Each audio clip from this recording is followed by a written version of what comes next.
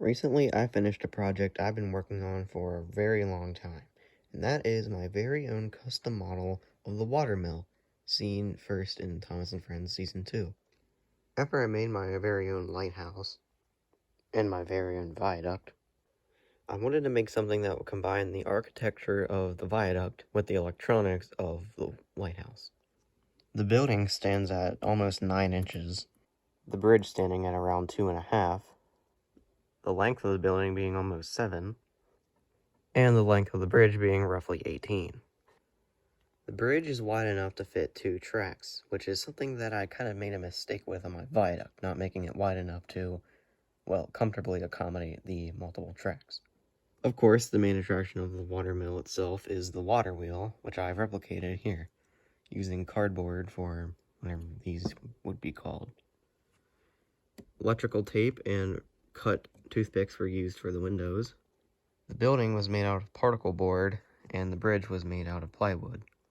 All were painted with craft paint. The roof is removable. Inside, we see the mechanism that spins the wheel. We have a very sloppy, I should say, way of holding down the motor, which is using cardboard and different pieces of wood. A nail inside of the flywheel here, which is connected to a piece of tubing with a dowel.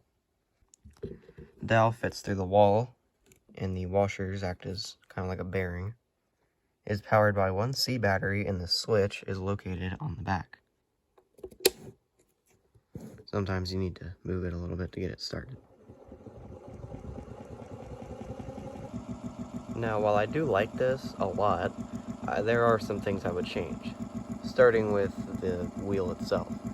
It goes really fast. Way faster than it needs to be. I'd also raise the bridge since it sits kind of low in comparison to the wheel. I'd also like to add some detail on this front side of the house, maybe some vines or something like that you see in the TV show. I'd also like to add some kind of bearing to this side so that it would keep the wheel up a little bit more, since you actually see that on the real Thomas & Friends watermill. Overall, I'm quite proud of this, and I'm honestly kind of shocked that we were able to make something as good as this. I did get some help from my grandparents, since they actually know what they're doing, and I don't. Also, I should note that this is based off of the Season 3 style of the watermill. I was going to go with the Season 2 style, but I kind of didn't just want to look at a bunch of dark stone buildings and bridges all the time, so I went with this much brighter cream color that's seen in Season 3.